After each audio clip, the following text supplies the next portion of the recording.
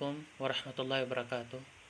Alhamdulillah, nandito tayo ngayon sa panibago nating tutorial sa isa sa mga feature ng ating Quran Tagalog app, which is ngayon is Quran for All na.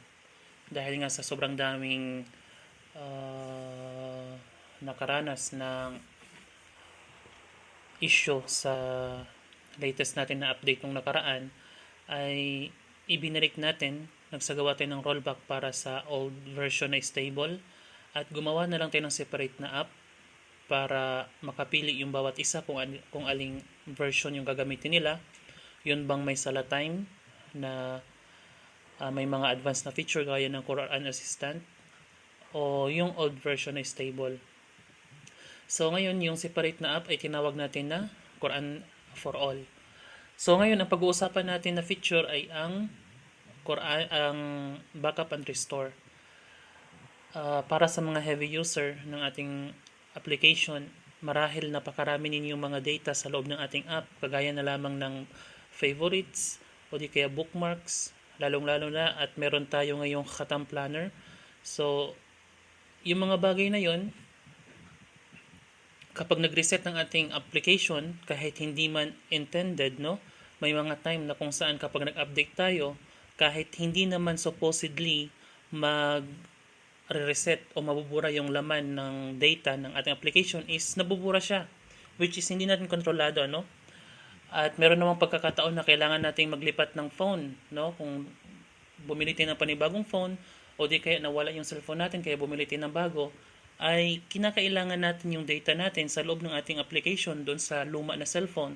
So, paano natin ngayon maita-transfer iyon doon sa ating panibagong phone? So, dito papasok ang kahalagahan ng backup and restore. So, paano to? Kung makikita ninyo dito sa ating cursor, merong tatlong dots na icon dito. I-click nyo lang yan at may lalabas na mga pagpipilian. Merong backup data at merong restore data. At kung gusto nyong malaman din, meron din tayong nilagay na guide dito. Pero dito is ipapakita natin kung paano ito gagana. So, kapag clinic natin ang backup data, bago natin gawin yan, gagawa tayo ng sample, no? Dito wala pa tayong favorites. So, ang gagawin natin, pili tayo, gawa tayo ng favorites muna. Itong heart na ito yung paraan upang makagawa tayo ng favorites. Kung gusto mong isave itong verse na ito, i-click mo yung heart. Pagkatapos, lagyan mo halimbawa ng note. Nilagyan lang natin ng sample 1. Tapos, pangalawa na favorites, ilagay natin is sample 2. Tapos, meron din tayong bookmark. Itong icon na ito is para sa bookmark. Halimbawa, kung magtatamat ka, gusto mong basahin ang Quran in order, no? Pagkatapos, gusto mong markahan kung saan ka naghinto, ito ang gagamitin natin, itong bookmark. May dalawang palatandaan na ino-offer ang ating app, which is yung last read at bookmark. Itong last read is pinaka-last resort na lang ito, no? Kung emergency, kung may pagkakataon na hindi natin inaasahan na na-close natin yung ating application, pagkatapos is hindi mo natandaan kung ano yung last na verse na nabasa mo, at least dito masisave siya sa last read. Ito naman bookmark is intended siya, hindi ito magbabago, hindi magbabago ang na-save dito na verse at na surah kung hindi mo i-click yung bookmark icon. So, yun ang kahalagahan nun. At yun ang kaibahan ng dalawa. So, ngayon may data na tayo. Meron na tayong last read, ang Surah Al-Baqarah verse 253. At ang bookmark naman natin is verse 254 ng Baqarah. Tapos may favorites na rin tayo. Itong sample 1 at sample 2. At dagdagan pa natin, no? Halimbawa, gumawa din tayo ng planner. Tapos, may mga nalags na tayo na pagbabasa. Halimbawa, nakabasa na tayo ng 45 pages.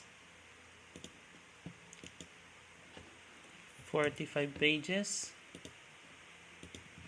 So, dito sa report, makikita natin, meron na tayong 45 pages. So, imagine, napakarami mo ng data dito sa loob. Pagkatapos, biglang na-reset yung phone mo, nawala yung phone mo.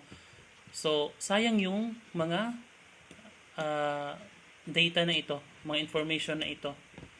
no? Lalong-lalo na dito sa ating mga favorites. So, anong paraan upang maging safe ito? Gawa tayo ng backup. I-click natin itong tatlong dots, tapos backup data. Pagka-click niyan, papipiliin tayo, dadalhin tayo ng ating application sa ating local storage, no? Sa internal storage ng ating phone, papipiliin tayo kung saang folder natin gustong i-save yung backup file. So, i-click natin ang documents, tapos click natin yung use this folder. So, ang pinili nating folder is documents. Ibig sabihin, ang backup file is nasa loob ng ating internal storage, sa loob ng document folder. So, kapag clinic natin itong use this folder, ihingi ang application ng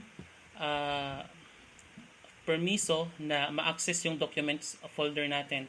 So, i-allow lang natin yan para ma-save. So, makikita natin dito, backup created. So, meron na tayong backup. So, anytime, anywhere, pwede natin i-restore yung ating backup. Kung pupunta tayo ngayon sa ating files, sa internal storage natin, tapos punta tayo sa internal storage, tapos documents, may kita ninyo, Quran JSD, no? So, ito yung backup file natin. Kinakailangan na i-safety ninyo to, ang backup file nito. Mas mainam is i-save nyo ito online kung saan man pwede nyo ma-save. Isa din nyo sa Telegram, o di kaya sa WhatsApp, nang sa ganun ay kahit mawala ang phone natin, pwede natin siyang ma-download. So ngayon, paano to i-restore? So halimbawa, ang ating phone is biglang nag-reset, no? Ang gagawin natin dito is ating i-clear ang storage niya. So kapag nag-clear storage tayo, wala yung kaibahan sa pag-reset ng application. Ibig sabihin, ang ating application is magsisimula siya na parang bagong install pa. So, kapag inopen natin ulit yung application, parang bagong install yung ating application, burado lahat ng data. So, grant natin ang permission para sa Sala Times. So, ngayon, may kita natin, wala tayong ka-data-data. Wala na yung favorites, wala na yung bookmarks, yung last read, lalo na yung Khatam Planner, wala na tayong data dito. So, ang gagawin natin, gusto nating i-restore yung ating backup file para bumalik sa ating cellphone yung mga information, mga data na ating na-save. So, gagawin natin yung 3 dots, tapos is restore data.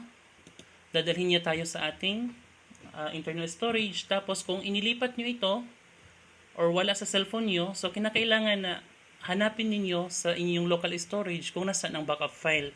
Kung halimbawa, dinownload ninyo from online storage, kung saan man na cloud ninyo ito dinownload, so marahil nandun siya sa download folder, so hanapin ninyo.